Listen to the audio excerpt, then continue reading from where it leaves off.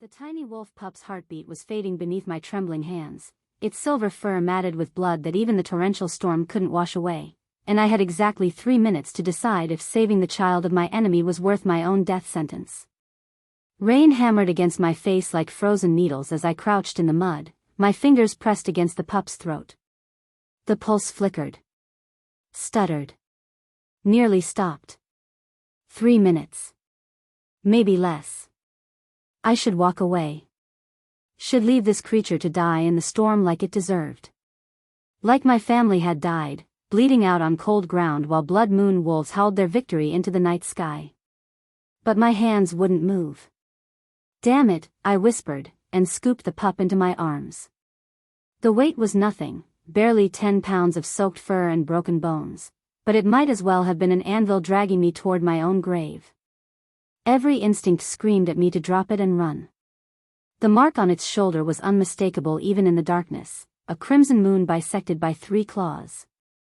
Blood moon pack. The same symbol that had been carved into my father's chest before they left him to rot. My boots slipped in the mud as I ran, the pup limp against my chest. Lightning split the sky, illuminating the path to my cabin through sheets of rain. Thunder drowned out my ragged breathing, my pounding heart, the voice in my head that kept screaming traitor, traitor, traitor. The cabin door slammed behind me, and I laid the pup on my workbench.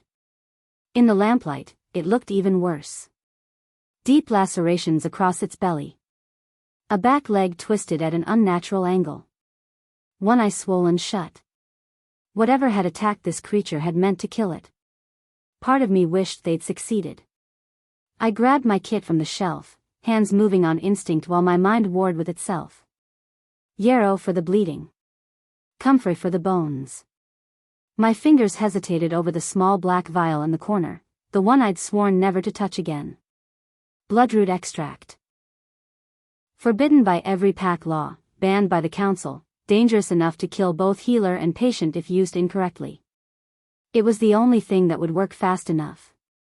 The pup's breathing had gone shallow. Rattling. You better be worth this, I muttered, and uncorked the vial. The scent hit me first, earth and copper and something ancient that made my wolf recoil. I mixed 3 drops into a paste with moonflower oil, my hand steady despite the fear crawling up my spine. This was the technique that had gotten my mother killed. The healing method the Blood Moon Alpha had declared dark magic before he ordered our execution. I spread the paste over the worst wounds and began to chant the old words. Words in a language that predated the pacts, that my mother had whispered to me in secret, that had been forbidden for centuries. Heat bloomed under my palms. The pup convulsed once, twice, and then went still. For a horrible moment, I thought I'd killed it. Then its chest rose. Fell. Rose again. The wounds began to close, flesh knitting together with unnatural speed. The broken leg straightened with a crack that made me wince. Color returned to its gums. The swelling around its eye receded. I worked through the night, checking vitals, applying salves, splinting what needed splinting. The storm raged outside, wind howling through the trees like hunting wolves. Every sound made me jump, convinced that blood moon trackers were already at my door. By the time dawn light crept through the shutters, the pup was sleeping peacefully. Its breathing was strong. The wounds had faded to pink scars that would disappear entirely within days. I should have felt relief. Instead, I felt sick. I collapsed into my chair and stared at the small creature on my table. Without the blood and mud, I could see it clearly now. Silver white fur, rare even among wolves. Delicate bone structure. And there, just visible beneath the pack mark, another symbol. A crown bisected by a sword. My blood turned to ice. No, I breathed. No, no, no. Alpha-born. Not just any blood moon wolf, but royalty. Probably a direct descendant of the bastard who'd murdered my family. Maybe even his child. I just saved the heir to my enemy's throne. My hands clenched into fists. I could fix this. Could undo my mistake. The pup was helpless, unconscious. It would be easy. Quick. I could make it look like the original wounds had been too severe. No one would ever know. I reached for my knife. The pup stirred, making a small sound in its sleep. A whimper. A child's cry. My hand froze.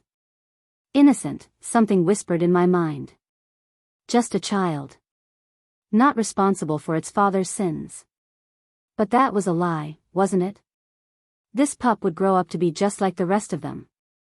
Would learn to hunt and kill and destroy without mercy. Would probably laugh when told about the Gray family massacre, would wear our deaths like a badge of honor. The knife felt heavy in my grip. Outside, birds had begun to sing. The storm had passed, leaving the world washed clean and innocent. Deceptive. The morning sun painted everything gold and promised new beginnings that I knew were false. I set the knife down. You better prove me right, I told the sleeping pup. You better be worth the hell I just brought down on both of us. Because there would be hell. Blood Moon would be searching for their missing royal. And when they found it here, in the cabin of a rogue wolf with gray blood in her veins, there would be no mercy. No trial. Just execution, swift and brutal. I'd sign my own death warrant the moment I picked this creature up in the storm. The pup's eyes fluttered open, one gold, one blue, both clear and bright with life I'd given back. It looked at me without fear, without understanding what I was or what I'd done. Just a child, confused and hurting and alone. Something cracked in my chest. I wrapped the pup in a blanket and moved it to the pallet by the fire. It curled against my side trustingly, its small body warm and fragile. Everything I'd sworn to hate. Everything I'd promised to destroy. Everything that was making me question 5 years of carefully nurtured vengeance. Thunder rumbled in the distance, another storm rolling in, or maybe just the echo of the first. Or perhaps it was the sound of my past and future colliding, of choices that couldn't be unmade, of consequences I'd have to face. The pup's breathing slowed as it fell back into healing sleep. Its heartbeat was strong beneath my palm, steady and sure, nothing like the failing flutter I'd felt in the rain. I closed my eyes and tried not to think about what came next. About the search parties that would come. About the questions I couldn't answer. About the moment when those gold and blue eyes would understand what I was, and the innocence would die just as surely as my family had died. The fire crackled. The pup dreamed. And I sat in the growing light of morning, holding the child of my enemy close, wondering if saving one life could ever atone for failing to save so many others. Wondering if mercy was just another word for weakness. Wondering if I'd already lost. Chapter 2. The forest went silent at 11:30. No birds. No wind through the leaves. Even the insects stopped their humming. It was the kind of silence that came before an execution, and I'd heard it once before, 5 years ago, right before my world ended in screaming and blood. I knew what it meant. They were coming. The pup, Kieran, I'd learned from the embroidered collar hidden beneath his fur, stirred against my leg. He'd woken twice since dawn, drinking water and broth before falling back into exhausted sleep. Too weak to walk. Too young to understand the danger. Too valuable to let them find here. Come on, little prince, I whispered, gathering him into my arms. He whimpered but didn't wake as I carried him to the corner of the cabin where a worn rug covered the floor. I pulled it back, revealing the trapdoor I'd installed 3 years ago when paranoia and survival instinct had kept me awake for 72 hours straight. The root cellar was small, dark, and smelled of earth and preserves. I'd never thought I'd be hiding a Blood Moon royal in it. I laid Kieran on the blanket I kept down there and touched his face. Still warm. Still breathing. Still the enemy's child. Stay quiet, I told him, though he couldn't hear me. Stay alive. I sealed the trapdoor and replaced the rug just as the first howl split the air. Not a normal howl. This was a sound that made my wolf cower and my bones ache, a challenge, a threat, a promise of violence. An alpha's call, amplified by rage and power that shouldn't exist in one creature. I'd heard that voice before, too. In my nightmares, it gave orders while my mother begged for mercy. My hands shook as I positioned myself by the door. I had my knife. Had my wits. Had a lie prepared that would probably get me killed anyway. The thundering started, dozens of paws hitting earth in synchronized rhythm. Warriors running in formation, trained killers moving like a single predator. The cabin shook as they surrounded it, and through the gaps in the shutters, I saw them, massive wolves in Bloodman's colors, eyes glowing with predatory focus, muscles coiled and ready to tear me apart on command. Then the footsteps. Heavy. Deliberate. Human. The door didn't open.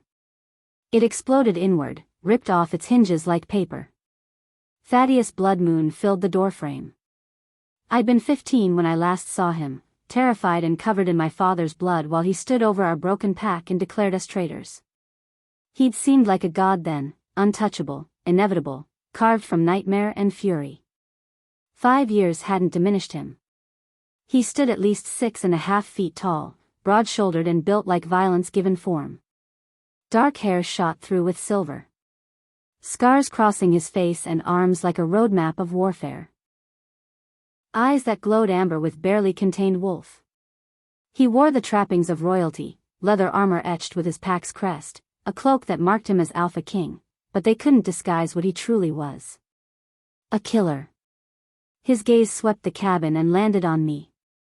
I felt it like a physical blow, power and dominance crashing against my pathetic walls, demanding submission, demanding I bare my throat and grovel. I locked my knees and stared back. You live here alone?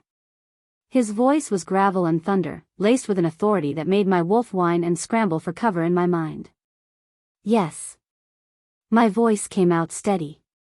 Good. Fear would make me look guilty. He moved into the cabin, and 2 warriors followed, both huge, both ready to kill. They began searching, tearing through my belongings with efficient brutality. Thaddeus never took his eyes off me. 2 days ago, there was a storm, he said. Did you hear anything unusual? I hear storms all the time. This is a forest. His jaw tightened. Don't test me, rogue. My son is missing. A pup, barely weaned. He was taken from our den during the storm, and his trail leads here. My heart slammed against my ribs, but I kept my face blank. I haven't seen any pups. I haven't seen anyone in weeks. You're lying. I'm not. He moved faster than anything that size should move, closing the distance between us in a heartbeat. His hand locked around my throat, not choking, not yet, but the promise was clear. His face was inches from mine, and I could smell him, pine and smoke and raw dominance that made every submissive instinct scream at me to yield. I dug my nails into my palms and held his stare. I can hear your heartbeat, he growled. It's racing. You're afraid. You broke into my home and put your hand around my throat. Of course I'm afraid. That doesn't make me a liar. Something flickered in his eyes, surprise, maybe, that I wasn't cowering. His grip loosened slightly. What's your name? Cassie. The nickname I'd used for years, one that had no connection to the Gray family. Cassie Rivers. Pack. None.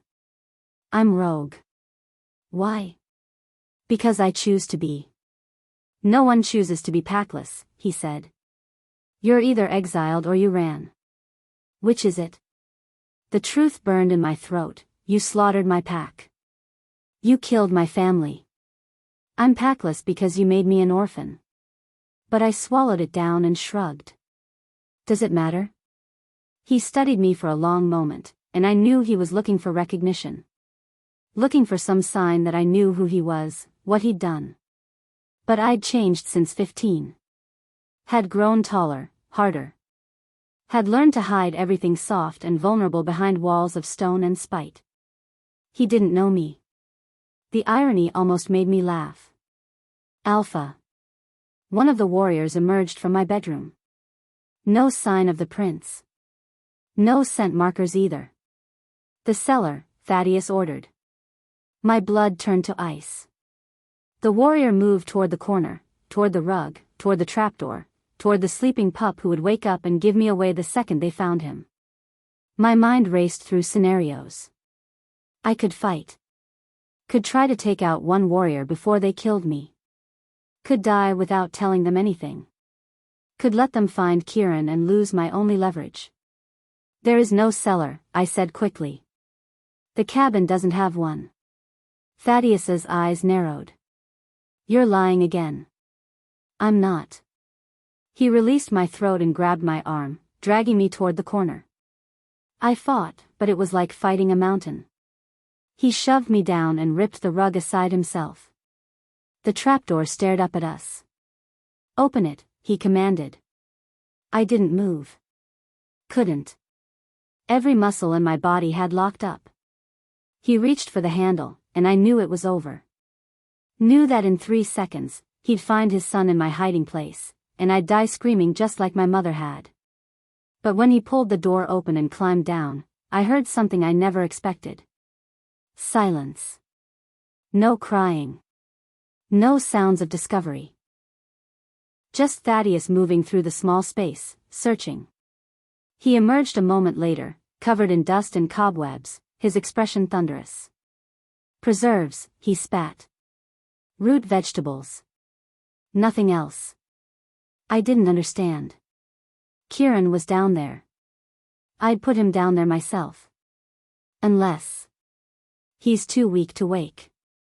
Too young to make noise. The healing sleep runs deep. Relief and terror flooded through me in equal measure. The warrior was checking the rest of the cabin, tearing up floorboards, examining the walls. Finding nothing. Thaddeus stood in the center of the destruction, his massive frame vibrating with barely controlled rage. His scent is here, he growled. Faint, but present. He was nearby. Lots of wolves pass through these woods, I said carefully. I can't control what scents linger. He turned on me so fast I stumbled backward. My son is dying. Do you understand? He was poisoned, attacked, left to die in the storm. Every hour he's missing is an hour closer to losing him. His voice cracked on the last word. If you know anything, if you've seen anything, tell me now. I'll grant you mercy. Protection. Anything you want. I saw it then, beneath the rage and power, fear. Raw, paternal terror that transcended pack politics and ancient grudges. He was a father looking for his child. And I'd become the monster hiding his son. I don't know where your son is, I said, and hated how easily the lie came now. I'm sorry. Thaddeus stared at me for a long moment.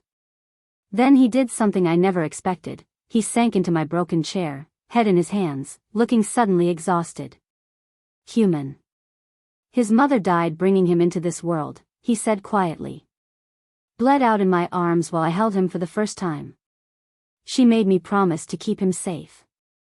To protect him no matter what. He looked up, and his eyes were haunted. I'm failing her. I can feel him slipping away, and I can't find him. The vulnerability cracked his monster facade wide open, and I saw something I'd never imagined. Thaddeus Blood Moon wasn't just the alpha king who destroyed my family. He was a widower. A father. A man breaking under the weight of possibly losing the last piece of his dead mate. Something twisted in my chest, not sympathy, I told myself. Never that. But maybe understanding. The forest is large, I heard myself say. If he's out there, your warriors will find him. And if they don't? He stood, and the vulnerability vanished behind walls of power again. If he dies because someone chose revenge over mercy? Our eyes met, and for one terrible second, I thought he knew. Thought he'd seen through every lie and recognized the daughter of the family he'd massacred standing before him, holding his son hostage in the dark. But he just turned and walked toward the destroyed door. If you see anything, he said without looking back, send word to Blood Moon territory. There's a reward. Enough to buy a new life far from here. Then he was gone, his warriors following, leaving me alone in my ruined cabin with a lie burning holes in my throat and a secret sleeping beneath my feet. I waited until the forest sounds returned. Until I was certain they were gone. Then I opened the trapdoor and climbed down to where Kieran still slept, peaceful and unaware that his father had been 3 feet above him, searching. The pup's heartbeat was strong beneath my palm. His father's desperation still echoed in my ears. And I sat in the darkness, holding the child of my enemy, wondering what kind of monster I'd become. Chapter 3. Thaddeus Blood Moon returned at sunset. I was nailing boards over my broken door when I heard his footsteps, alone this time, without the thunder of warriors. That somehow made it worse. A wolf traveling without his pack was either supremely confident or desperately reckless. In his case, probably both. I turned to face him as he emerged from the tree line. The fading light cast his shadow long and dark across my clearing, like some ancient predator stalking wounded prey. He'd shed the royal armor, wearing simple leather and worn boots that made him look less like a king and more like what he truly was, a killer who'd clawed his way to the top and stayed there through blood and brutality. "I'm not usually wrong," he said without preamble. But my trackers found nothing.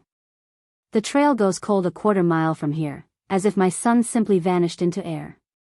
I kept my expression neutral and hammered another nail. "That's unfortunate. You don't seem surprised. I'm not involved in your family drama, Alpha King. Whether you find your son or not doesn't affect me. Doesn't it?" He moved closer, and I forced myself not to retreat. "You live alone in the forest. No pack protection. No allies. One word from me and every wolf in 5 territories will hunt you for sport." He paused. "Or you could help me, and I'll give you something better than survival." The hammer stilled in my hand. "I already told you I don't know where your son is. But you have skills I need." His amber eyes fixed on me with predatory focus. "My warriors reported something interesting. Your cabin reeks of bloodroot extract. Forbidden healing compounds. Techniques that haven't been practiced openly in decades." He stepped close enough that I could feel the heat radiating from him. "You're not just some rogue hiding in the woods. You're a trained healer using methods that could get you executed." My mouth went dry. I'd been careless, too focused on saving Kieran to cover my tracks properly. "I use what works," I said carefully. "So do I." He pulled a small vial from his pocket, one of mine, taken during the search. "This kind of knowledge doesn't come from reading books. It's passed down through families. Ancient bloodlines." His gaze sharpened. "Which pack taught you?" "The Grey Pack. Before you slaughtered them." "Does it matter?" I met his stare. "You said you need help." "I'm listening." Something flickered in his expression, respect, maybe, or calculation. "My son is dying. The poison in his system is beyond normal healing. I need someone who understands the old ways. Someone who isn't afraid to break pack laws if it means saving a life. And in return? Name your price." The words hung between us like a trap waiting to spring. This was dangerous. Insane. Everything I'd planned for 5 years, living in the shadows, staying hidden, surviving, could be destroyed by one wrong move. Or I could take the biggest gamble of my life. "Full amnesty," I said. "Legal recognition as a pack member, not a rogue. No questions about my past." His eyes narrowed. "That's asking for significant trust. You're asking me to save your son using illegal techniques. We both have something to lose." "What else?" The greed in my voice was calculated. "A position in your pack. Healer status. And access to the restricted archives." "The archives?" Suspicion bled into his tone. Why would a rogue healer need access to historical records? I'd prepared for this. Because the old healing methods are recorded there.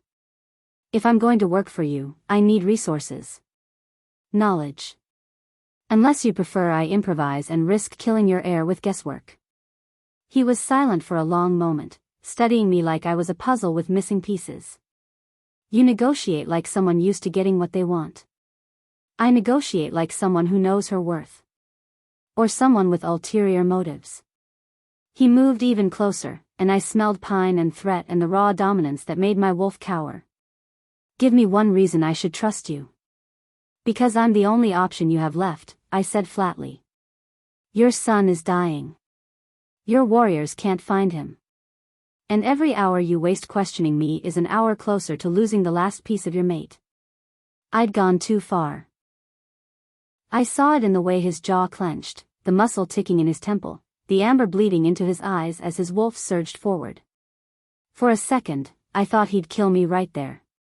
Then he stepped back. 48 hours, he said, voice like granite. I'm giving you 2 days to find my son and prove your skills. Succeed, and you get everything you asked for, amnesty, position, archive access. Fail. His eyes locked onto mine. And I'll execute you myself for wasting time my son didn't have. How am I supposed to find him if your warriors couldn't? That's your problem. He turned toward the forest.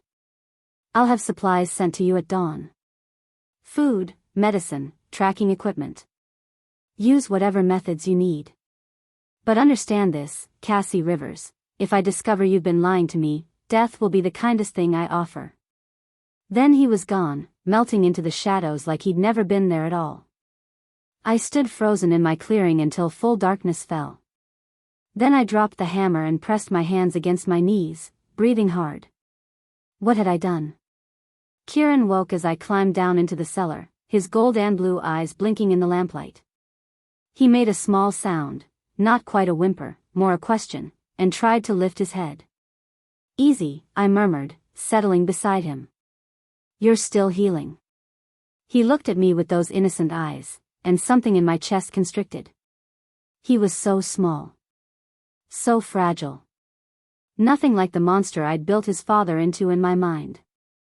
Just a child who'd been hurt and was now seeking comfort from the only person here. I checked his wounds. The bloodroot had done its work, the gashes were pink scars now, the broken leg set properly and mending. But he was still weak. Still vulnerable. Moving him would risk reopening injuries, possibly killing him. I had 48 hours to find him. But he needed at least 72 more to heal enough for travel. I'd trapped myself in my own scheme. You're making this very complicated, I told him. Kieran shifted closer, resting his small head against my leg. Trusting. Seeking warmth and safety from someone who'd spent 5 years hating everything he represented. My hand moved of its own accord, stroking his silver fur. This wasn't supposed to happen. I was supposed to be stone. Steel. Unbreakable. The girl who'd survived her family's massacre by turning her heart into a weapon, her grief into armor, her love into rage. But this pup was looking at me like I'd hung the moon. Like I was his savior instead of his father's enemy. I should let you die, I whispered. Should finish what someone else started. Your father killed my family. Did you know that? 5 years ago, he came to our territory and declared us traitors. He let his warriors tear through our pack like we were nothing. I watched my mother beg for my little brother's life while they... My voice cracked. Kieran whined softly and pressed closer, offering comfort he didn't understand to someone who didn't deserve it. And something broke. I don't know when I started crying. Don't remember the moment the armor finally cracked open and 5 years of grief came pouring out in gasping, silent sobs that shook my entire body. I pressed my hand over my mouth to muffle the sounds, but they kept coming, wave after wave of pain I'd locked away because feeling it meant weakness, meant vulnerability, meant remembering that I'd once been a girl with a family who loved her. Kieran climbed into my lap, his small body warm and solid. Real. I hate you, I told him through tears. I hate what you are. What you represent. I should. But I couldn't finish. Couldn't say the words because they weren't true anymore. I didn't hate this pup. Didn't hate his innocent eyes or his trust or the way he was looking at me like I was something good instead of something broken and twisted by vengeance. I hated that I didn't hate him. "This isn't fair," I whispered. "You're supposed to be a monster. Supposed to be easy to destroy. But you're just." I looked down at his small face, at eyes that held nothing but childish trust and the beginning of bonds that shouldn't exist. "You're just a baby." Kieran made a small sound, almost a purr, and closed his eyes, falling back into healing sleep while still nestled against me. And I sat there in the darkness of my hidden cellar, holding the child of my enemy, crying for the first time in 5 years because I'd finally found something I wanted more than revenge. I wanted this innocent creature to live. Wanted him to grow up safe and loved and free from the violence that had shaped both our lives. Wanted to protect him even if it meant betraying everything I'd sworn to become. The lamplight flickered. Outside, night sounds returned, owls hunting, wind through branches, the distant howl of wolves running under the moon. Normal sounds. Peaceful sounds. Lies that said the world was anything other than brutal and unforgiving. But down here, in this small dark space, with Kieran's heartbeat steady against my palm and my tears drying on my cheeks, I felt something I hadn't felt in 5 years. Not peace. Not quite. But maybe the possibility of something other than hate. I stroked his silver fur and watched him sleep, this tiny creature who'd somehow cracked through armor I thought was impenetrable. Who'd taken my carefully planned revenge and turned it into something messy and complicated and impossible. 48 hours, I told his sleeping form. That's all we have. And then I have to decide which is stronger, my need for vengeance or my ability to choose mercy. Kieran's only answer was his breathing, soft and even and trusting in a way that made my heart ache. I pulled him closer and closed my eyes, knowing that whatever I chose in 2 days would define me forever. Monster or savior. Daughter of vengeance or keeper of innocence. The wolf who let hatred win, or the woman who chose something harder. Outside, the forest waited for dawn.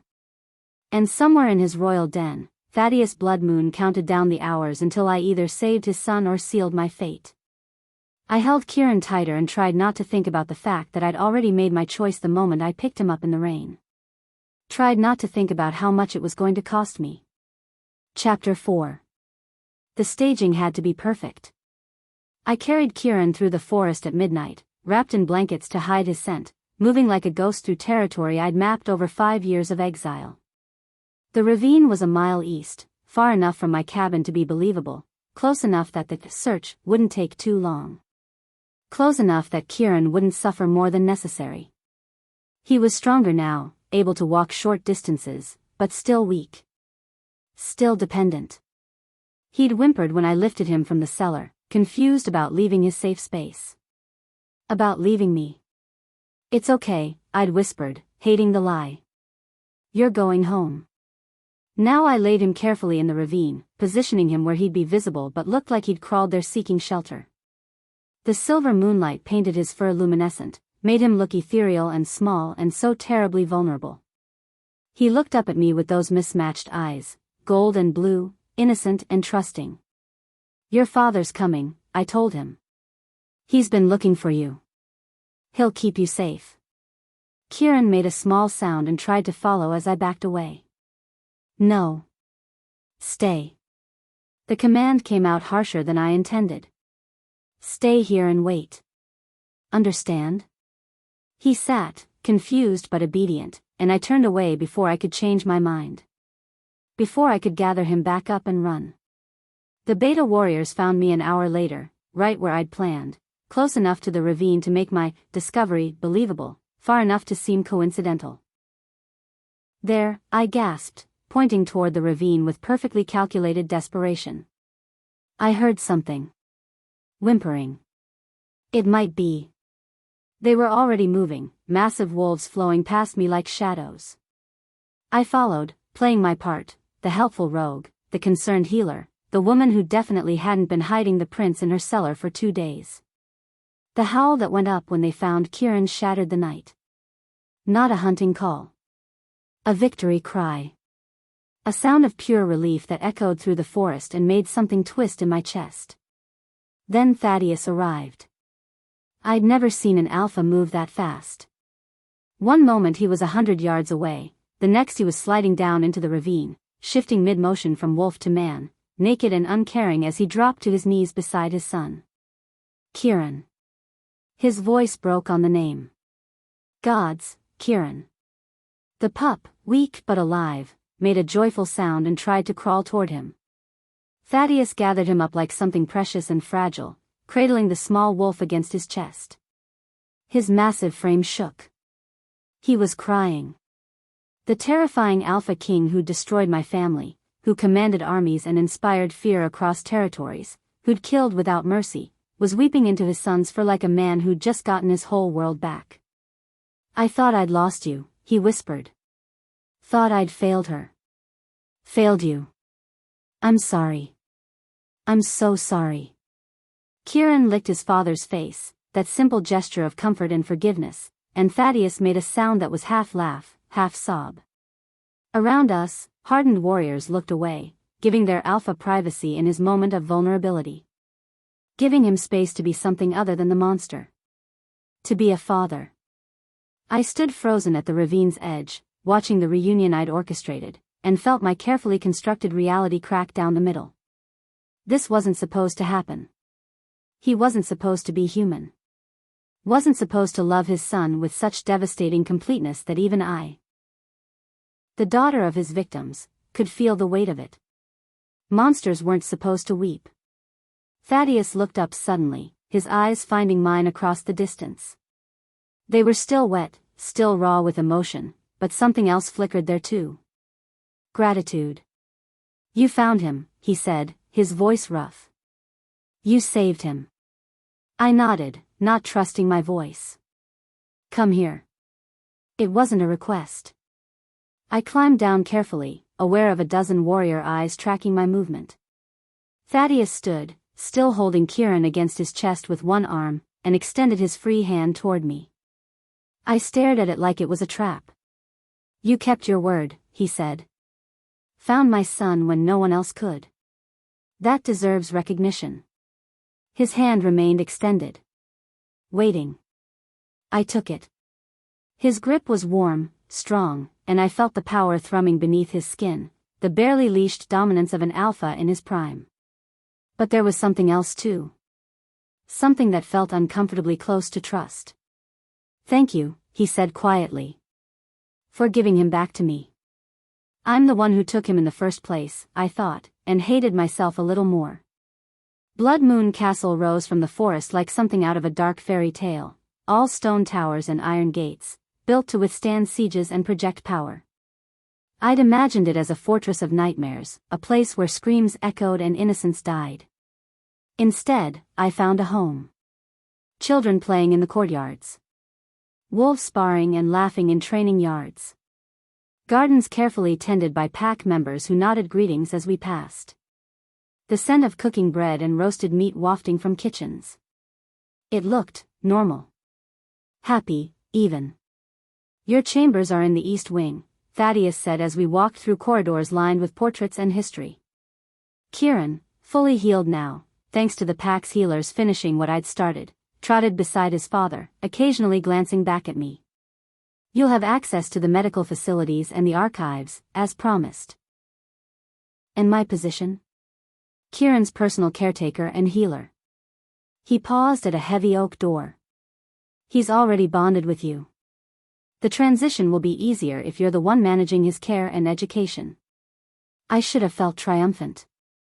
I'd gotten exactly what I wanted, access to the restricted archives where I could search for evidence of my family's innocence, a position inside the enemy's castle, proximity to the Alpha who destroyed everything. Instead, I felt hollow.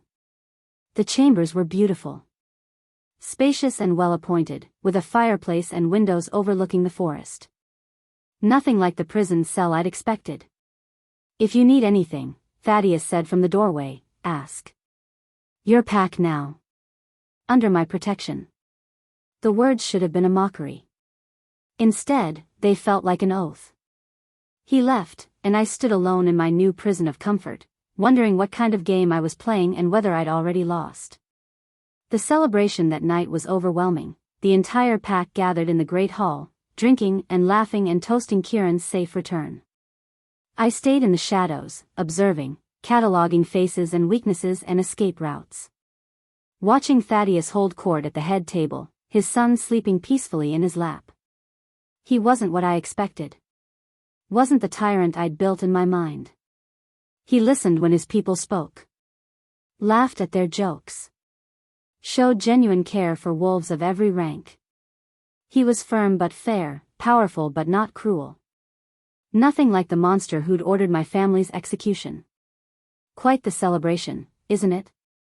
I turned to find an elderly wolf beside me, gray-muzzled, scarred, with eyes that had seen too many winters. He wore simple clothes but held himself with quiet dignity. "It is," I said carefully. "The alpha loves his son deeply.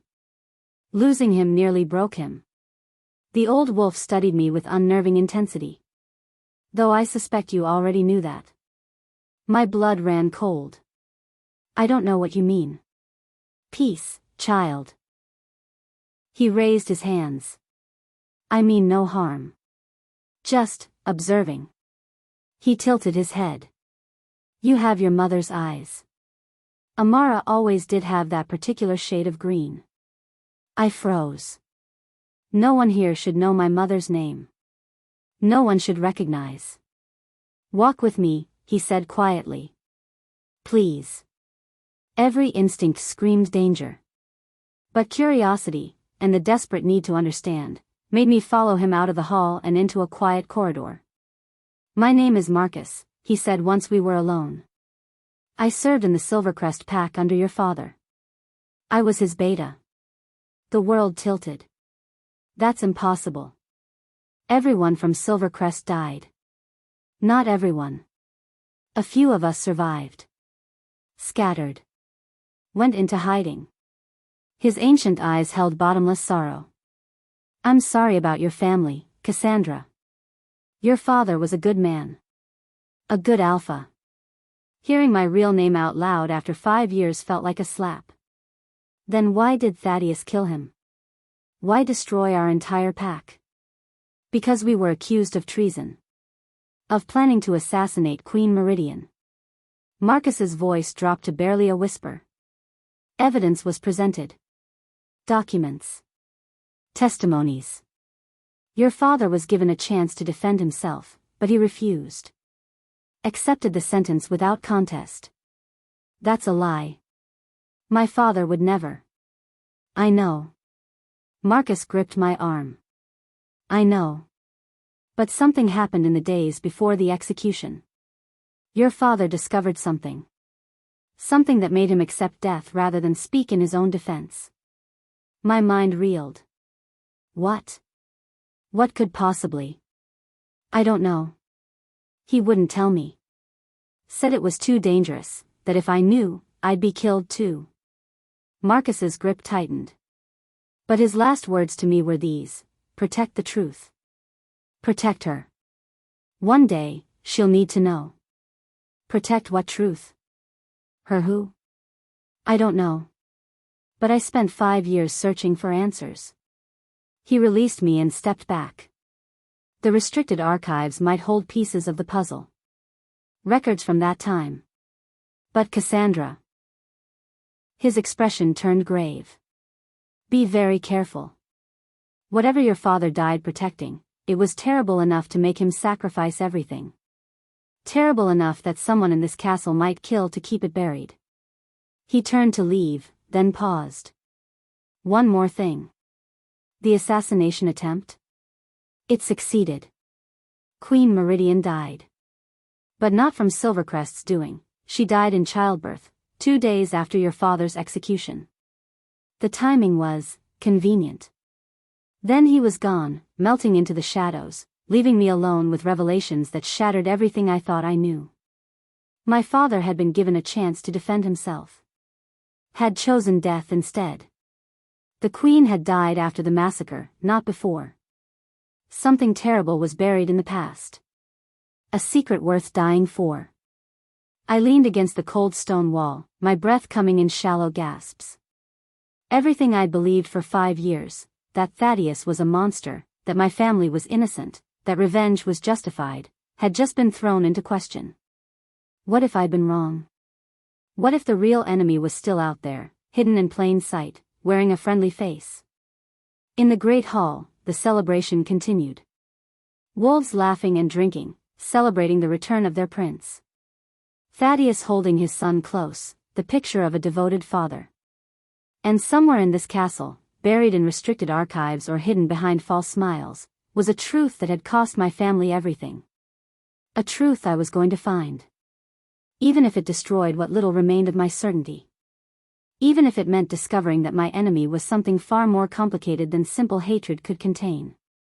I pushed off the wall and headed back toward my chambers, past celebrating wolves who welcomed me with smiles and toasts, treating me like pack when I'd spent 5 years being packless.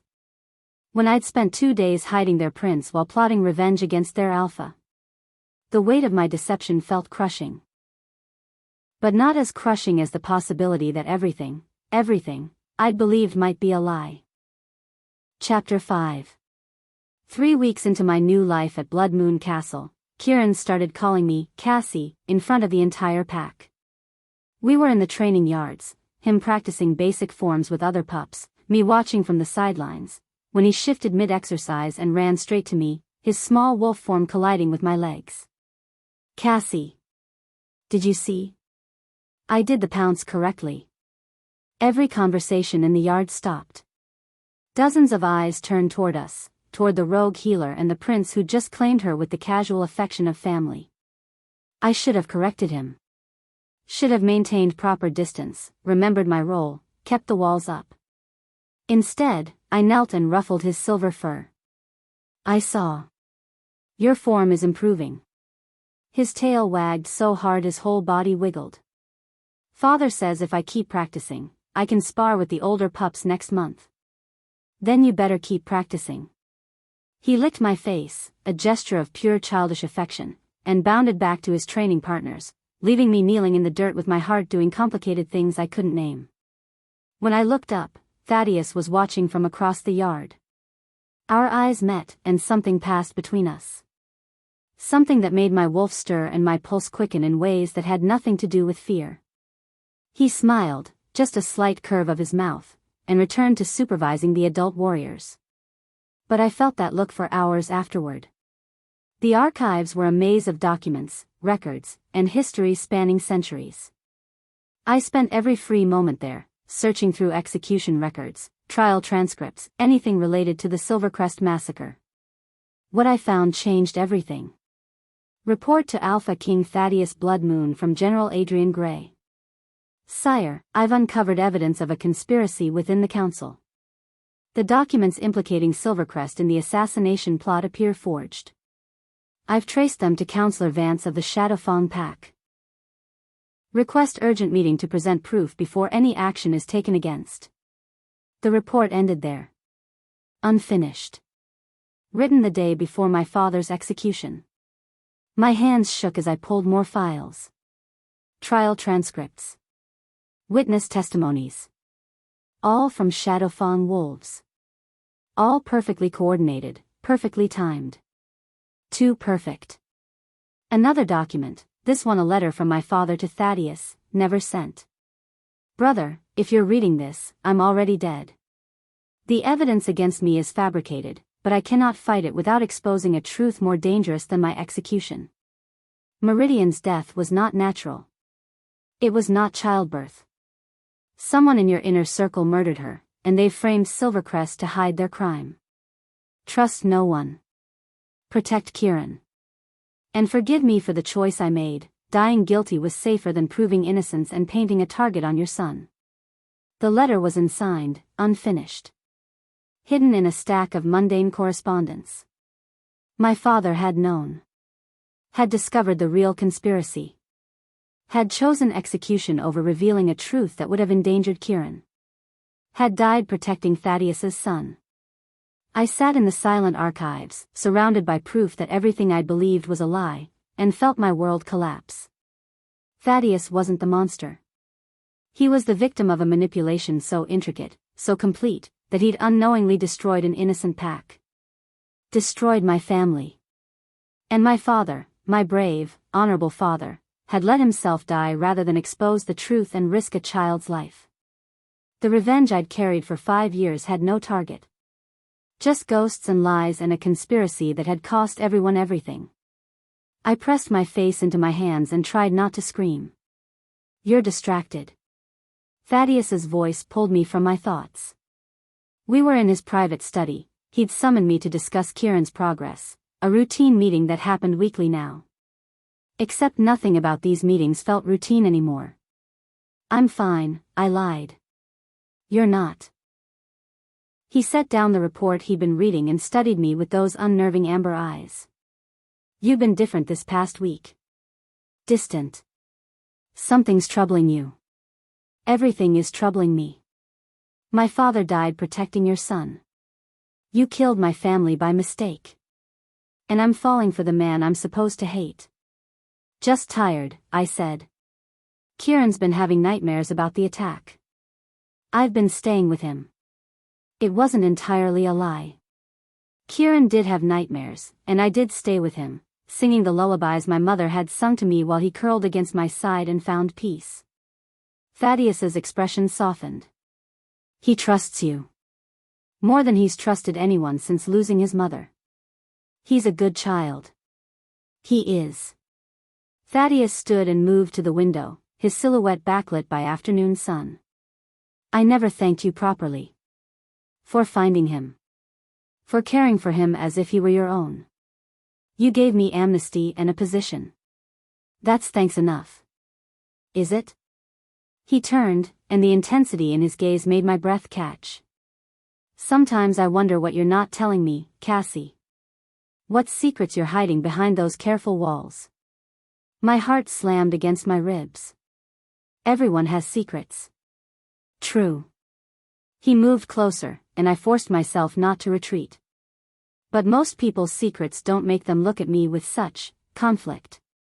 "I don't know what you mean." "Don't you?" He was close enough now that I could feel his heat, smell pine and smoke and the indefinable scent that was purely him. "You look at me sometimes like you're trying to solve a puzzle. Like you want something but won't let yourself take it. That's ridiculous." "Is it?" His hand lifted, fingers brushing my cheek with devastating gentleness. "Because I look at you the same way." My wolf surged forward, responding to his nearness with a hunger that terrified me. This shouldn't be happening. The mate bond didn't work like this. Didn't form between wolves with this much history, this much blood between them. Except it was forming anyway. Faint but unmistakable, a golden thread pulling us together despite every reason we should repel. "This is a bad idea," I whispered. "Probably." His thumb traced my jawline, and I shivered. "But I haven't been able to stop thinking about you since you found Kieran. Since you stood in your destroyed cabin and refused to submit even with my hand around your throat. You're fire and steel wrapped in healer's clothes, and I." He stopped, seeming to catch himself. But the damage was done. The words hung between us, heavy with implication. "You're my son's caretaker," he said, his voice rough. "This crosses too many lines." "Yes," I agreed. But neither of us moved. His gaze dropped to my mouth. "Tell me to leave." I should have. Should have sent him away, rebuilt my walls, remembered why I'd come here in the first place. Instead, I swayed forward. He met me halfway, his lips a breath from mine, his hand cradling my face like something precious. I could feel his heartbeat matching mine, racing and desperate. The archives. My father's letter. The truth I carried like a blade between us. I jerked back, breaking the moment with physical pain that made us both gasp. "I can't." My voice shook. "We can't. I need to go." I fled before he could respond, practically running from his study, from the pull of the bond, from the impossible choice forming in my mind. In the hallway, I pressed against the cold stone and tried to breathe. I was falling for him. For the man who'd killed my family, except he hadn't, not really. He'd been manipulated. Used. had destroyed innocent wolves while believing he was avenging his murdered mate. If I told him the truth, it would shatter him. The guilt would destroy the strong, honorable alpha who loved his son and protected his pack and was trying so damn hard to be good. But if I didn't tell him, I'd be protecting a lie. Would let Shadowfang's conspiracy remain hidden. Would let my family's real murderers walk free. And the bond, God's, the mate bond, was growing stronger every day. Soon it would be undeniable. Soon we'd both feel the pull too strongly to resist. What happened when he discovered I was Cassandra Gray? When he learned I'd hidden his son while plotting revenge? When the truth of everything came crashing down? That night, I returned to the archives alone. More digging revealed the conspiracy's scope. Counselor Vance hadn't acted alone, he'd had help from within Bloodman's own ranks. Someone close to Thaddeus. Someone who'd wanted the Queen dead and Silvercrest destroyed. Someone who was still here. Still hidden. Still dangerous. I gathered the documents, my father's letter, the forged evidence, records of Vance's communications, and hid them in my chambers. Proof that would clear my family's name but destroy Thaddeus in the process. Evidence that would paint a target on my back the moment anyone realized I'd found it. A knock at my door made me jump. Cassie? Kieran's small voice. I had another nightmare. Can I stay with you? I opened the door to find him clutching a stuffed wolf, his mismatched eyes wide and uncertain. Of course. I scooped him up, and he wrapped his small arms around my neck. I dreamed the bad wolves came back, he whispered. But you protected me. You always protect me. My throat tightened. I'll always protect you. Promise? Promise. He settled into my bed, and I lay beside him, stroking his silver fur until his breathing evened out. He looked so peaceful. So innocent. So loved. The son of my enemy. The child I'd saved. The pup who'd cracked my armor and made me feel human again. If I revealed the truth, it wouldn't just destroy Thaddeus. It would shatter Kieran's world too. Would teach him that his father, the man he idolized, had killed innocent wolves. Had made a mistake that cost dozens of lives. Was that justice? Or just cruelty wearing justice's mask? I watched Kieran sleep and felt the weight of my choice pressing down like a physical thing. Tomorrow, Thaddeus would likely come to me. Would try to discuss what had almost happened in his study. The bond would pull at us both, demanding acknowledgement. And I would have to decide, truth or mercy. Vengeance or love. The daughter I'd been or the woman I was becoming. Outside my window, the moon rose full and silver, casting everything in shades of gray. No clear answers. No easy path. Just choices and consequences and the growing certainty that whatever I decided would change everything. For better or worse, there was no going back. The girl who'd vowed revenge was gone. In her place stood someone more complicated, someone who loved a child and was falling for his father, someone who discovered that monsters were rarely simple and truth was rarely clean. Someone who had to choose between honoring the dead and protecting the living.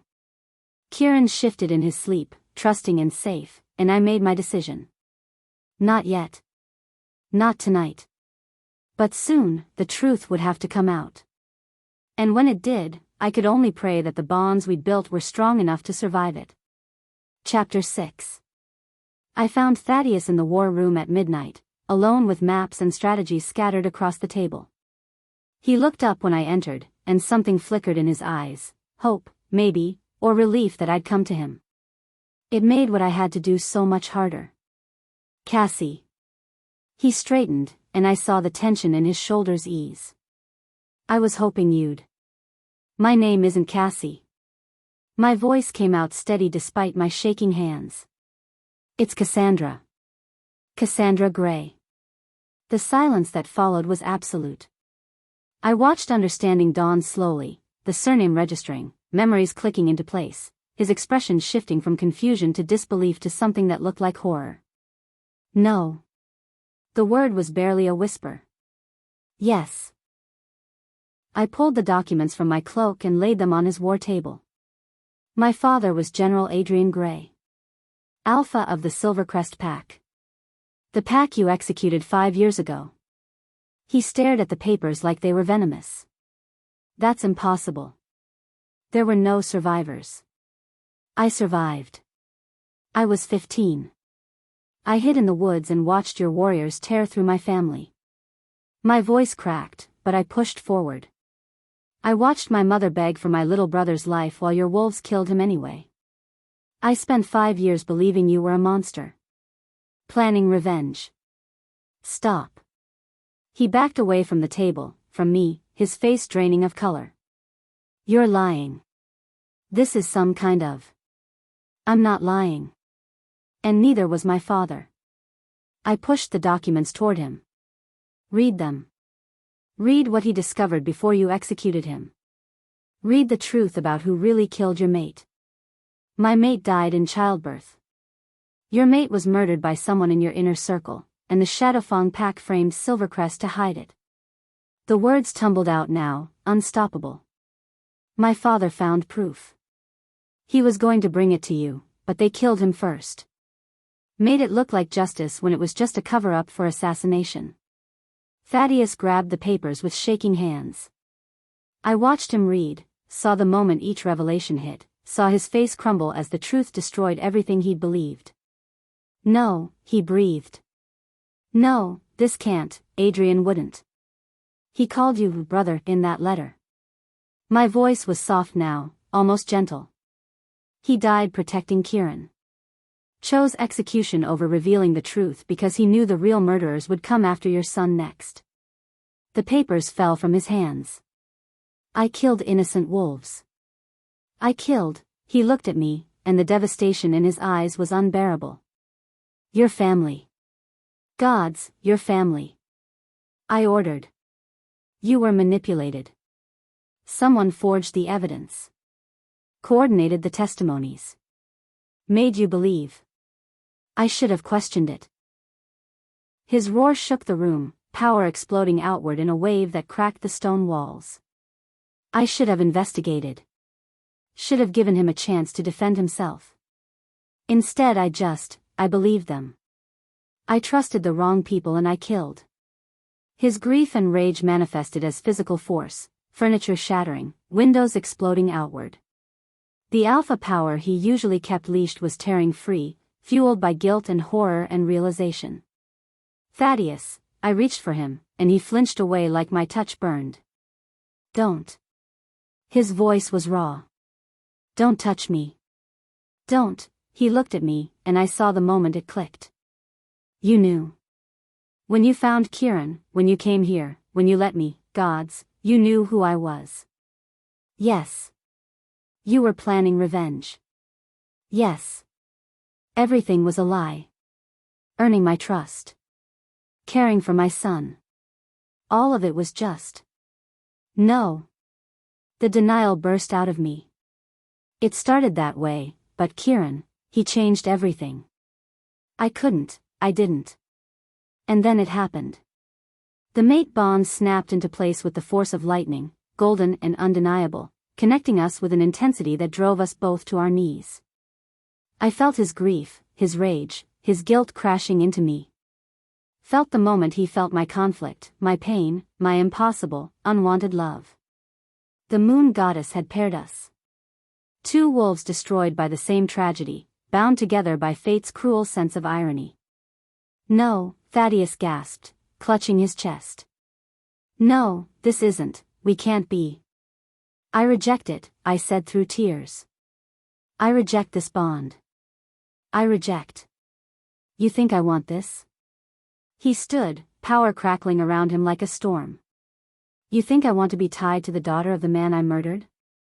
To be forced to feel, he cut himself off, breathing hard. But I felt it anyway through the bond. Felt his pull toward me. Felt his hate and his want tangled together so tightly there was no separating them. Felt my own feelings mirrored back, the same impossible contradiction of loving and hating him in equal measure. Get out, he said, his voice deadly quiet. Get out of my castle. Out of my territory. I don't ever want to see you again. Thaddeus. That's an alpha command. His eyes glowed pure gold, power backing every word. You're banished from Blood Moon territory. If you're found here after dawn, my warriors have orders to kill you on sight. The command hit like a physical blow, my wolf whimpering and scrambling to obey. What about Kieran? Don't. His voice broke. Don't you dare say his name. You used him. Manipulated him. Made him love you while you were planning. I love him. The words tore out of me. I know you don't believe me, but I love that child. He's not yours. He's mine. And you will never see him again. Thaddeus turned away, his shoulders rigid. You have until dawn. Then I hunt you myself. I stood there, bleeding from wounds that had nothing to do with physical violence, feeling the mate bond screaming at me to stay, to fight, to fix this. But there was no fixing this. I destroyed us both with the truth. I fled through the castle, throwing belongings into a pack, my vision blurred with tears. Guards watched me with confusion and suspicion. Word traveled fast in pack politics. By morning, everyone would know the prince's beloved caretaker was actually a Silvercrest survivor. Actually the daughter of wolves their alpha had killed. I was nearly to the gates when I heard him. Cassie. Kieran's voice, high and desperate. I turned to see him running across the courtyard in wolf form, his silver fur gleaming under moonlight. Behind him, servants and guards called for him to stop, but he ignored them all. He crashed into me, shifting mid-motion, his small arms wrapping around my waist. Don't go, he sobbed. Please don't go. I need you.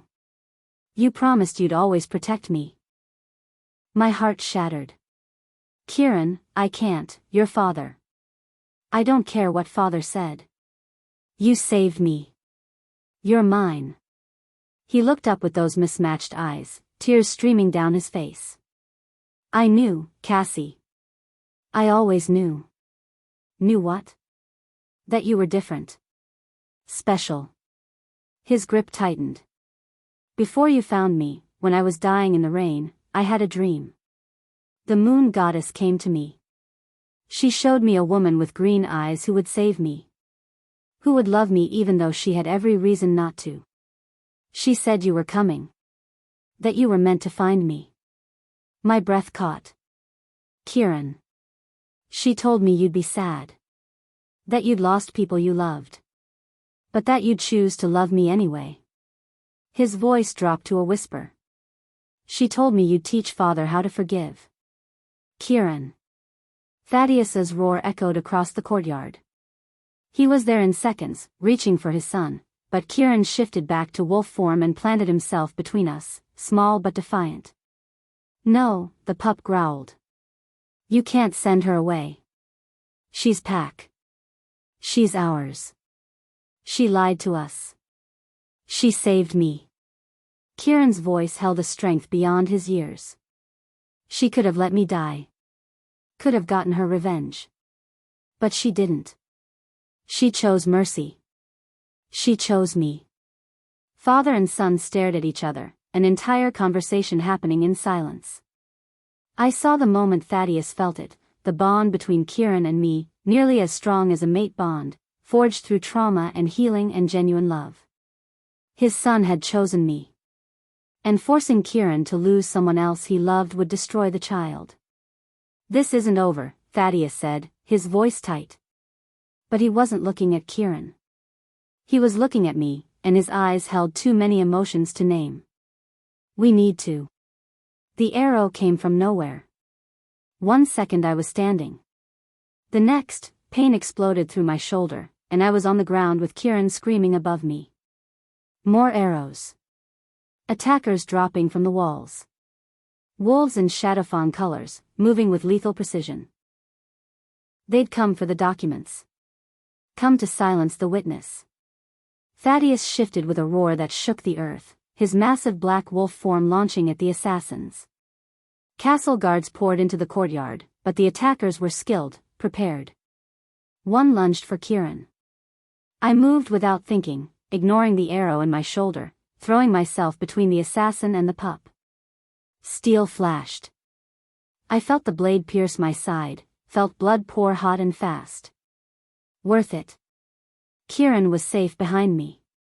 The assassin raised his sword for a killing blow. Thaddeus hit him like an avalanche, jaws closing around the wolf's throat with lethal finality. The other attackers tried to flee, but Blood Moon warriors cut them down with brutal efficiency. In minutes, it was over. I collapsed, bleeding from 2 wounds, my vision graying. Kieran was crying, pressing his small hands against my side trying to stop the bleeding. Thaddeus shifted back to human form and dropped beside us. "No," he breathed. "No, you don't get to." His hands replaced Kieran's, applying pressure. "Healers. Now." "The documents," I gasped. "In my chambers. They'll come back for them. I don't give a damn about documents. Stay with me." "Stay," his voice broke, and I felt his terror through the bond. "You're not dying. I won't let you. Not after, not when we haven't." "Take care of him," I whispered, looking at Kieran. "Promise me. Whatever happens between us, you'll." "She dreamed of you," Kieran said through his tears. "The moon goddess told me you dreamed of me too. Before you found me. That's why you couldn't let me die. And God's help me, he was right. I'd had the dream. One I dismissed as fever-induced delirium, a silver pup with mismatched eyes, dying in the rain, the goddess whispering, "This child is innocent, this child is your redemption." Fate had been pulling us together all along. Healers arrived, and Thaddeus was forced aside. The last thing I saw before darkness claimed me was his face. Anguished and furious and terrified, and Kieran's small hand gripping mine. "Don't leave me," the pup whispered. "Please don't leave me like Mother did." And I realized we were all broken pieces of the same tragedy, trying desperately to heal each other while the real enemy watched from the shadows. Waiting. Always waiting. Chapter 7. I woke to find Thaddeus asleep in a chair beside my bed, his head resting on his arms near my hand. He looked exhausted, dark circles under his eyes, his face haggard, wearing the same blood-stained clothes from the attack. How long had he been here? 3 days. I startled. His eyes were open now, amber and bloodshot, fixed on me with an intensity that made my breath catch. "You've been unconscious for 3 days, he said, his voice rough. "The blade was poisoned. Same poison that nearly killed Kieran." "The healers said," he stopped, jaw clenching. "They said you might not wake up. But I did." "But you did." Something flickered in his expression, relief so profound it looked like pain. "Why did you do it? Step in front of that blade for Kieran when you knew, when I just banished you?" "Because he's innocent," I said simply. "And I love him." Thaddeus closed his eyes. When he opened them again, they were wet. "I'm sorry. For everything. For your family. For not investigating. For being so God's damned blind that I killed innocent wolves because I trusted the wrong people. For," his voice broke. "For being the monster you believed I was. You're not a monster. I ordered the execution of your entire pack. Your parents. Your brother. How is that not? Because you thought you were protecting your people. Avenging your mate. You were wrong, but you weren't cruel." I struggled to sit up, and he was there instantly, helping with gentle hands. "A monster would have enjoyed it. Would have made them suffer. You gave them quick deaths. Mercy, even in your rage. That doesn't absolve me." "No," I agreed. "But it means you're capable of being more than your worst mistake." He stared at me like I'd spoken in a foreign language. "How can you forgive this?" "I'm not sure I can. Not completely." The honesty hurt, but he deserved it. "But I can choose to see you as more than the man who destroyed my family. I can choose to honor what my father died for, protecting your son, protecting the truth. I can choose forward instead of backward. Thaddeus reached out slowly, telegraphing his movement, and took my hand. His touch sent warmth through the mate bond, a connection we'd both been trying to ignore. "Help me make this right," he said quietly. "Help me destroy the ones who manipulated us both. Who killed your family and my mate and nearly took my son. Help me honor the dead by protecting the living." I looked at our joined hands, his scarred and strong, mine smaller but no less marked by survival. Two broken people, bound by tragedy and fate. "Alliance?" I asked. "Alliance," he agreed. "And maybe, eventually, more." The hope in his voice was a fragile thing, but it was there. The War Council assembled within hours. Thaddeus laid out everything: the documents, the conspiracy, the truth about Silvercrest's innocence. I watched his council's faces shift from shock to horror to rage as they realized they'd been deceived for 5 years. "The Shadowfang Pack orchestrated everything," Thaddeus said, his voice carrying alpha command. "They murdered my mate, framed an innocent pack, and manipulated me into becoming their weapon. Now they've sent assassins after Cassandra and Kieran. This ends now." "How do we fight an enemy embedded in our own ranks?" one counselor asked. "We root them out." Thaddeus looked at me. "Cassandra has located surviving Silvercrest wolves. They know Shadowfang's tactics. Their alliances. And they have every reason to want justice." Marcus stepped forward from where he'd been standing in the shadows. The old wolf who'd warned me in the hallway now addressed the council openly. "I served under General Adrian Gray," he said. "I survived the massacre. And I know 14 other Silvercrest wolves who did the same. We've been waiting 5 years for this moment." The room erupted in voices, some supportive, some uncertain. But Thaddeus silenced them with a look. "Any who stand against this alliance stand against me," he said flatly. "The Silvercrest Pack was wronged. We owe them justice. We owe them everything." One counselor, a woman named Helena, stood slowly. "And what of the Shadowfang sympathizers among us? The ones who were complicit in the conspiracy? They'll be given a choice," Thaddeus said. "Confess and face exile. Or resist and face execution." "Some won't choose either," I added. "They'll run to Shadowfang and warn them we know." "Let them." Thaddeus's smile was cold and sharp. "Let Shadowfang know we're coming. Let them feel the fear my son felt. Let them understand what it means to face an alpha who has nothing left to lose." The council dispersed to their tasks, but I felt the undercurrents. Not everyone was pleased. Some saw my presence as a threat. Others questioned forgiving Silvercrest. Politics and war, tangled together. That night, I found a package outside my door. Inside was a cloak, beautiful, lined with silver fur that matched Kieran's coat. Traditional courting gift among wolves. Offering warmth and protection. The note was in Thaddeus's handwriting: "You shouldn't have to be cold. T." The next morning, there was a dagger. Perfectly balanced, the hilt wrapped in leather, the blade inscribed with my name in the old language.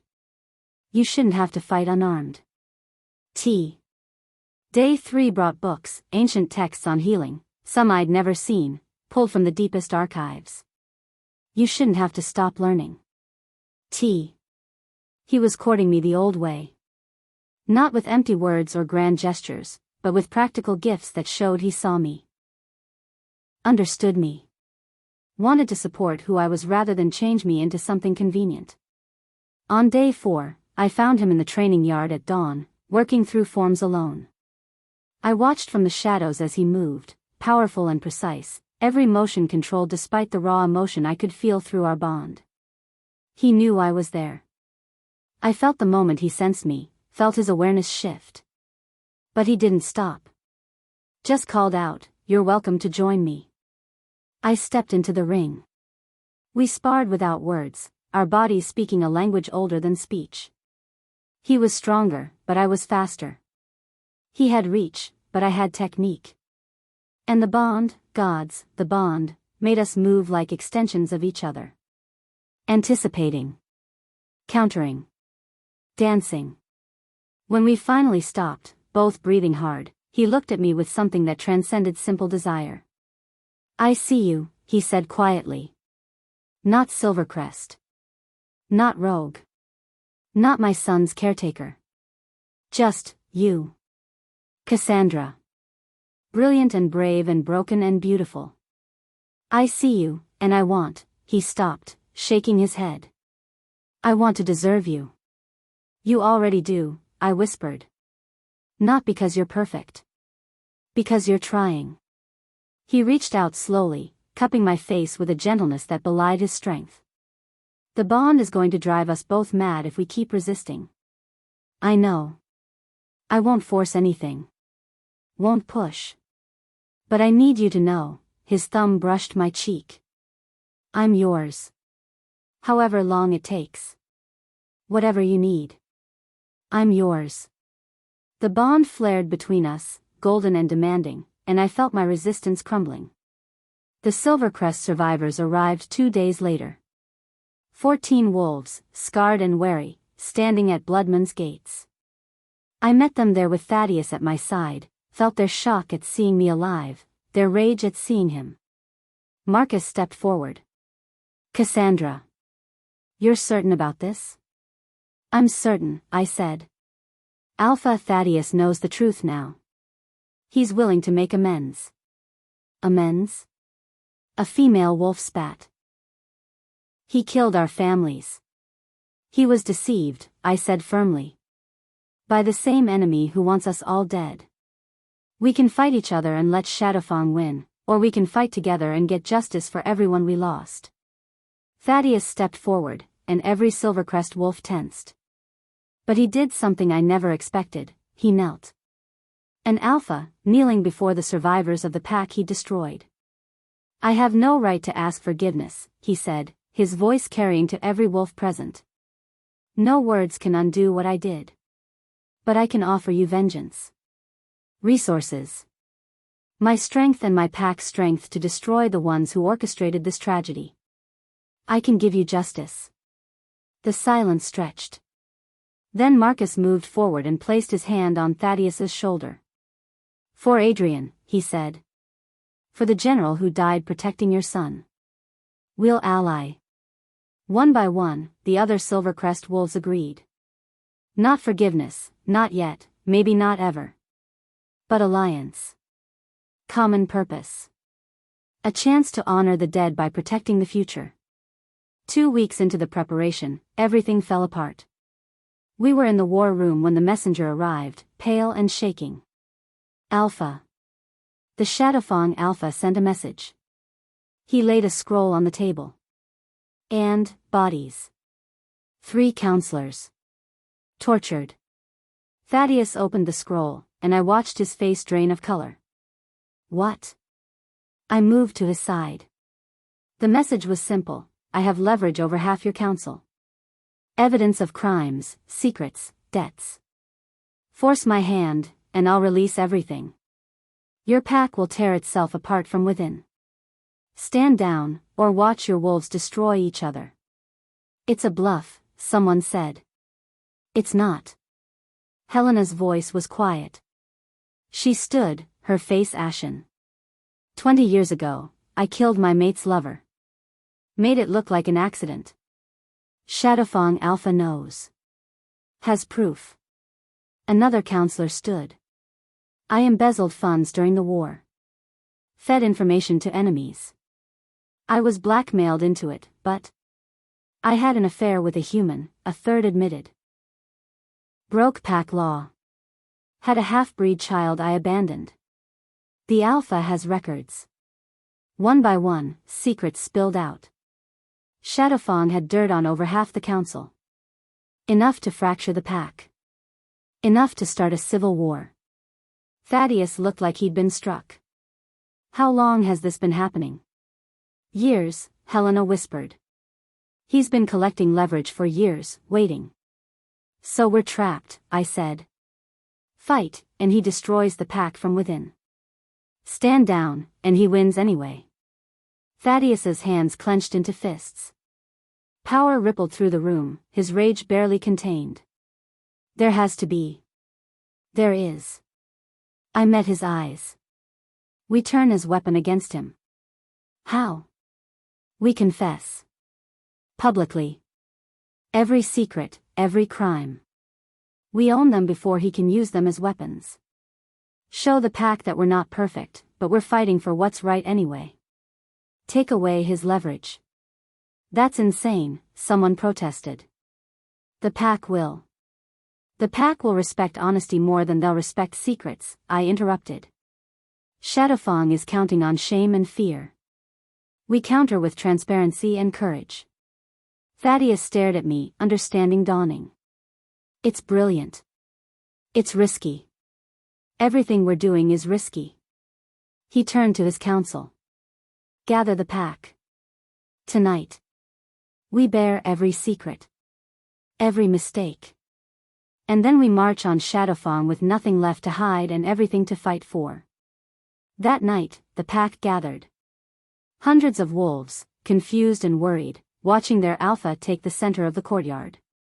I've made mistakes, Thaddeus began, his voice carrying across the crowd. 5 years ago, I executed an innocent pack. Killed wolves who'd done no wrong because I was manipulated by enemies I trusted as allies. I let grief and rage blind me to truth, and dozens died because of it. The crowd stirred, shocked. Tonight, my council will confess their own mistakes. Their secrets. Their failures. Because we're done hiding. Done letting fear control us. The Shadowfang pack has leverage over half this council, crimes and secrets they thought to use against us. But they're wrong about one thing. He looked directly at me, and I felt his certainty through the bond. Strength isn't perfection. It's owning your mistakes and fighting to be better. So yes, we've all done things we're ashamed of. But we're going to face those things honestly. And then we're going to destroy the enemies who thought our shame made us weak. One by one, the counselors confessed. The crowd listened, some shocked, some angry, but gradually understanding the courage it took to stand exposed. When it was done, when every secret had been laid bare, Thaddeus spoke again. Tomorrow, we march on Shadowfang. Not as perfect wolves, but as honest ones. Not as those who've never fallen, but as those who rise anyway. Who's with me? The roar that answered shook the foundations. Later, in the quiet of my chambers, Thaddeus came to me. That was incredibly brave, I said. That was your plan. You're the one who had the courage to follow it. He moved closer, and I felt the bonds singing between us, golden and insistent, demanding acknowledgement. We'd been dancing around it for weeks, but tonight, after all the confessions and honesty and courage. I'm tired of fighting this, I whispered. So am I. He kissed me then, gentle at first, questioning, giving me every chance to pull away. But I didn't. Instead, I kissed him back, pouring 5 years of grief and hate and confusion and unexpected love into the touch. The mate bond flared to life, complete and undeniable. I felt everything, his guilt and hope, his love for Kieran, his desperate want to be worthy of me. And he felt my pain, my slow-building forgiveness, my terror that loving him meant betraying my family's memory. It doesn't, he murmured against my lips, reading my fear through the bond. Your father died protecting my son. He'd want you to choose life. Choose love. Choose forward. I'm scared. So am I. He pulled back just enough to meet my eyes. But I'd rather be scared with you than safe without you. We came together again, and this time there was no hesitation. No walls. Just two broken wolves surrendering to fate and finding something like wholeness in each other's arms. When dawn came, we woke tangled together, the mate bond settled and strong. Outside, an army prepared for war. But here, in this quiet moment, we were just two people who'd found each other through tragedy and chosen each other despite everything. Whatever happens, I whispered, we face it together. Thaddeus kissed my forehead. Together. And for the first time in 5 years, I believed in tomorrow. Chapter 8. The Blood Moon Summit gathered under a crimson sky. Every major pack in the territories had sent representatives, alphas and their councils, warriors and witnesses, all converging on neutral ground for the once-a-decade gathering where laws were made and disputes settled. The ancient amphitheater carved into the mountainside could hold thousands, and tonight it was filled to capacity. The Shadowfang Alpha sat in a position of honor, confident and smiling. He didn't know we were coming. Didn't know we'd spent 3 weeks gathering allies, evidence, and testimony. Didn't know his web of lies was about to unravel in front of every alpha in the territories. Thaddeus squeezed my hand as we approached the entrance. Behind us, our combined forces, Blood Moon and Silvercrest Wolves, united, waited in the shadows. Kieran stood between us, small but determined in his formal clothes, the young prince who'd become the bridge between our worlds. Ready? Thaddeus asked quietly. To destroy the bastard who murdered my family and your mate? I met his eyes. Absolutely. We entered as the Council of Alphas convened. The shock that rippled through the amphitheater when we appeared was palpable. Thaddeus Blood Moon, arriving with a woman at his side wearing the marks of a completed mate bond. Marcus and the Silvercrest survivors flanking us. Kieran holding both our hands. The Shadowfang Alpha's confident smile faltered. Alpha Thaddeus, the council had acknowledged. You were not expected to attend this summit. And you bring unusual company. I bring my mate, Thaddeus said clearly. Cassandra Gray. Daughter of General Adrian Gray of the Silvercrest Pack.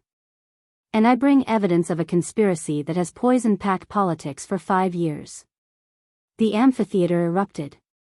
Silvercrest, someone shouted. That pack was executed for treason. That pack was innocent, I said, my voice cutting through the noise. Framed by the Shadowfang Alpha to cover his murder of Queen Meridian Blood Moon. Lies. The Shadowfang Alpha was on his feet. The Silvercrest Wolves were traitors.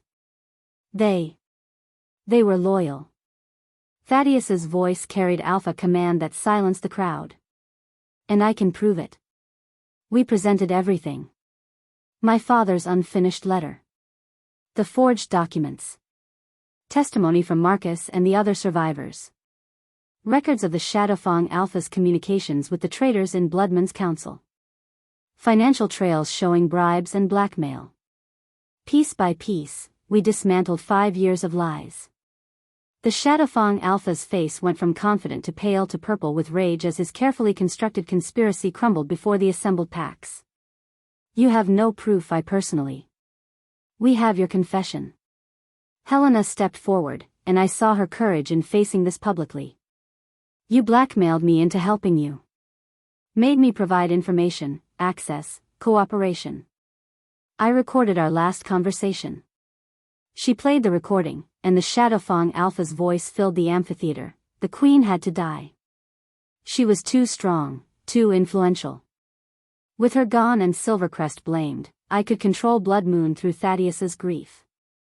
Could position Shadowfang as the dominant pack. The silence that followed was absolute. Then chaos. The Shadowfang Alpha lunged, not at us, but at the council head, clearly planning to kill witnesses and flee. But we'd anticipated this. Our warriors poured into the amphitheater, surrounding the Shadowfang delegation. You want to fight? The Shadowfang Alpha shifted, his wolf massive and scarred. I'll give you one. His wolves followed suit, and suddenly the neutral ground erupted into battle. Thaddeus and I fought side by side, the mate bond making us move as one entity. I felt his intent before he struck, countered enemies attacking his blind spots, our combined strength greater than the sum of its parts. Around us, Blood Moon and Silvercrest Wolves fought together, 5 years of enmity dissolved in common purpose. The Shadowfang Alpha was a nightmare opponent, old, cunning, powerful. He'd held his position for decades through brutality and skill. He tore through our warriors like paper, making his way toward Kieran. The prophesied pup, he snarled. Kill him, and Blood Moon falls. Thaddeus intercepted him with a roar that shook the mountain. The two alphas collided in a clash of power and rage, their battle separate from the larger fight, two kings determining the fate of territories. I tried to reach them, but Shadowfang warriors blocked my path. I fought desperately, taking down 2, 3, feeling wounds open across my body but not caring because Thaddeus was fighting for all of us and I had to. The Shadowfang Alpha's jaws closed around Thaddeus's throat. No! The scream tore from me. But Thaddeus wasn't done. Even bleeding, even dying, he used the last of his strength to twist, to get his own jaws around his enemy's spine, and bit down. The Shadowfang Alpha's body went limp. Thaddeus dropped him and collapsed. I was there in seconds, my hands going to the wound on his throat, blood pouring hot and fast between my fingers. Too much blood. The bite had severed something vital. No, no, no, I chanted, pulling him into my lap. You don't get to die. Not now. Not after everything. Thaddeus, stay with me. His eyes found mine, amber fading to brown. Cassie. Don't you dare. Tears blurred my vision. Don't you dare leave me. Leave us. Around us, the battle was ending. Shadowfang surrendering. But none of it mattered because Thaddeus was dying in my arms. I made my decision. The forbidden healing ritual. The one that required the healer's life force. I'd used it once on Kieran, but this was different. This would require everything. Would drain me completely. Would kill me to save him. I didn't care. I love you, I told him, placing my hands over his heart. I love you, and I'm not letting you go. I began the chant, words in the old language, power pulled from my core, my life force flowing into him. The world grayed at the edges. My heartbeat slowed, each pump of blood harder than the last. Worth it. He was worth it. Cassie, no, Thaddeus tried to push me away, but he was too weak. Don't, you can't. I can. I am. My voice was fading. Take care of Kieran. Tell him I. Small hands pressed against my back. Warmth flooded through me, pure, bright, impossibly strong. Alpha power, but different. Silver touched. Ancient. No. Kieran's voice, high and determined. You don't get to die either. Neither of you get to leave me. The child's power poured into me, into the ritual, into Thaddeus. I felt Kieran giving everything, his awakening alpha strength, his future power, all of it channeled through me into his father. Kieran, stop. I gasped. You'll hurt yourself. I don't care. Tears streamed down his face. You're my family. Both of you. The moon goddess told me, she told me I was meant to save you. Both of you. The power peaked. Crested. Thaddeus's wound began to close, flesh knitting together with impossible speed. My own wounds healed. And Kieran collapsed between us, his small body going limp. Kieran. Thaddeus and I both reached for him. But he was breathing. Sleeping, not dead. And on his forehead, barely visible, a mark glowed silver, a crescent moon bisected by 3 stars. A mark that hadn't been there before. What? I began. The prophecy mark, Marcus breathed, having fought his way to us. Gods above. The child bears the prophecy mark. Around us, wolves were kneeling. Even the council alphas, even our enemies, all dropping to one knee before the unconscious pup. What prophecy? Thaddeus demanded, cradling his son. The silver alpha, an elderly council member said, her voice shaking. Prophesied to be born under a blood moon, marked by sacrifice, carrying power from the moon goddess herself. They say he'll unite all packs when he comes of age. End the cycle of territory wars and power struggles. We thought it was just a legend. He sacrificed his power to save us, I whispered. Gave up his alpha strength to heal. It will return, the council member interrupted. Stronger than before. The prophecy says the silver alpha must first know sacrifice, know love, know loss. Only then can he lead. She looked at us with something like awe. You've raised the prophesied child. Given him everything he needed to become what he's meant to be. Thaddeus pulled both Kieran and me close, his arm around me, his son between us. He's not a prophecy. He's not a tool for unity. He's my son. Our son. And whatever he becomes by choice. Agreed, I said fiercely. No one uses him. No one forces him into anything. He gets to be a child first. The council member smiled. Of course. The prophecy can wait. He has years yet before his power fully awakens. She bowed. But when it does, the packs will follow. You've given the territories hope for a peaceful future. 3 months later. The ceremony took place under the blood moon, just as tradition demanded. I stood in the center of the amphitheater, the same place we'd fought, now decorated with flowers and moonlight, wearing white and silver, my hair woven with crystals that caught the crimson light.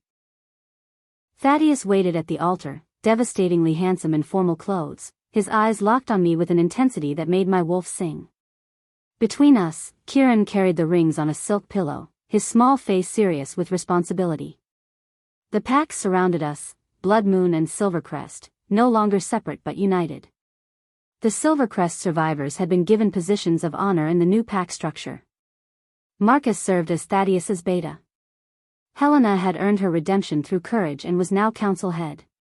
We'd built something new from the ashes of tragedy.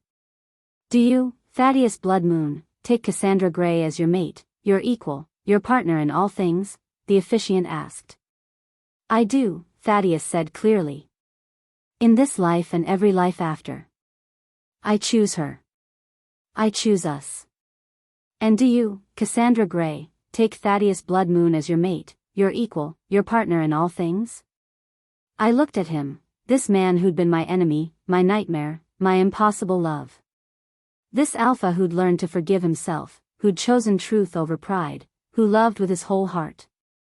I do, I said. I choose forgiveness. I choose forward.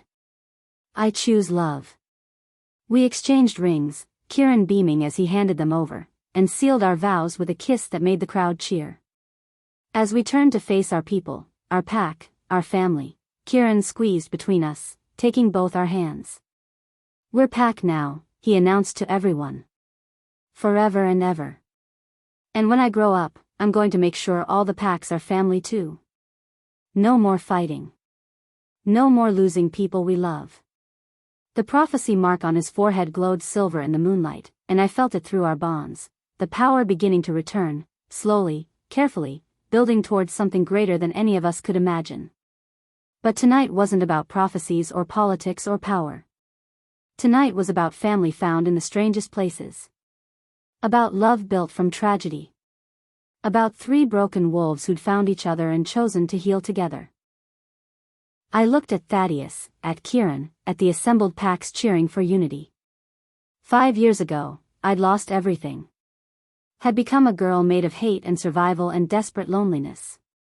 Now I stood surrounded by love, bound to a mate who saw my strength and respected my scars, raising a child who taught me that innocence could exist alongside tragedy. Now I was whole. What are you thinking? Thaddeus murmured, his arm around my waist.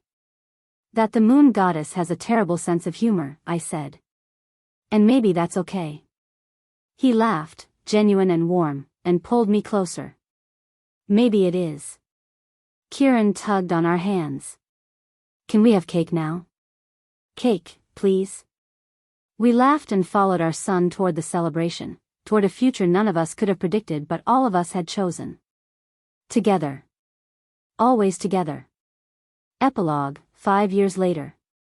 Kieran stood in the training yard, now 11 and already showing the promise of his bloodline. Tall for his age, with his mother's delicate features and his father's strength, his silver fur gleaming in the afternoon sun. And his power, God's, his power was returning. I watched from the sidelines as he sparred with Marcus, his movements fluid and confident. The prophecy mark on his forehead had grown more defined over the years, and sometimes, in certain light, it glowed with barely contained strength. "He's going to be extraordinary," Thaddeus said, joining me. "He already is. You know what I mean." He took my hand, thumb tracing over my rings, the mate bond ring and the wedding band and the new one he'd given me last month when I told him I was pregnant. "The other packs are already sending messages. Requesting visits. Wanting their young alphas to train with him. He's 11. He's prophesied." Thaddeus sighed. "We can't protect him from what he's meant to be forever." "No," I agreed. "But we can make sure he's ready. Make sure he knows he's loved first, prophesied second." In the yard, Kieran pinned Marcus with a move I'd taught him, then helped the older wolf up with a grin. No cruelty. No arrogance. Just a boy who understood strength came with responsibility. A boy who'd already sacrificed everything to save the people he loved. A boy who would grow into the alpha the territories needed. But not yet. Not for years yet. For now, he was just our son. Running toward us with a smile, talking a mile a minute about the new technique he'd mastered, begging to show his younger sister when she was born. Just family. Just love. Just everything that mattered. I rested my hand on my growing belly and leaned into Thaddeus's embrace, watching Kieran demonstrate his form with enthusiasm and grace. The prophecy could wait. The territories could wait. Right now, in this moment, we had everything we needed. We had each other. We had peace. We had hope for a future where the mistakes of the past didn't dictate the possibilities of tomorrow. And somewhere, I like to think my father was watching, proud of the woman I'd become, grateful that his sacrifice hadn't been in vain, happy that his daughter had found a way to choose love over hate. To choose life over vengeance. To choose forward, always forward, toward a dawn worth fighting for. The blood moon rose over the castle, crimson and beautiful and full of promise. And we stood together, mate, child, pack, ready for whatever came next. Together. Always together. The end. Thank you for listening to this story. Like, share and subscribe for more.